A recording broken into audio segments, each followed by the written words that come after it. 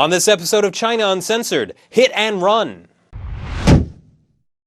Hi, welcome to China Uncensored. I'm your host, Chris Chappell. In my recent episode, China Declares War on the Chinese People, I said that China's vast array of standard, secret, and military police officially get more money than the Chinese military. So, rather than existing to protect and serve the Chinese people, the police in China are an extension of the Chinese Communist Party and function more as a means of making them obey the party. Here's an example. I hope they see that and the police drive off. There's no word on whether or not the pedestrians survived, but if they did, I'm sure they'll rest comfortably knowing that China's police are absolutely dedicated to fighting crime, and they'll crush anyone in their way to do so.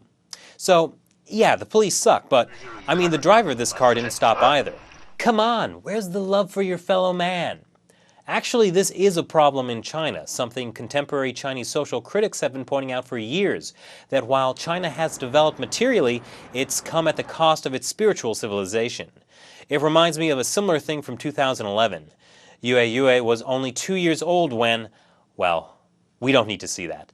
But get this, over the next 10 minutes, 18 people walk past without doing a thing to help, before ultimately she's run over by another van.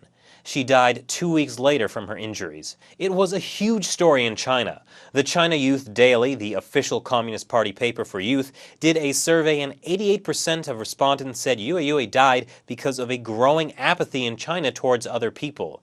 Amazingly, another 71% thought all those people just walked past Yue because they were afraid of getting in trouble themselves. That's because Good Samaritans in China often find themselves getting blamed for the crime. The most famous example is from 2006, when a 65-year-old woman fell while exiting a bus. While others passed by, a 26-year-old student named Peng Yu stopped, helped her to the hospital, and even paid part of the bill. The woman, of modest means, thanked Peng by suing him for $7,000, saying he pushed her. The case went to court, and the judge famously said it was common sense that the only reason someone would help another person is if they had a guilty conscience, and ruled against Peng. That proved a grim lesson.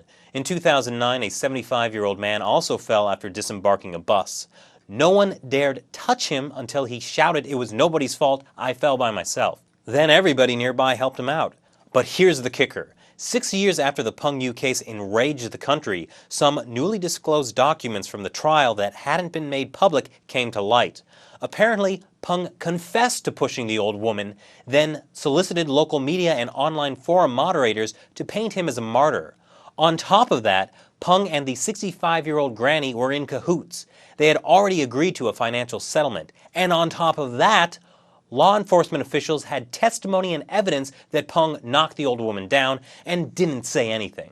So for years, people have been afraid of helping each other because of this crazy lawsuit case that was a total sham.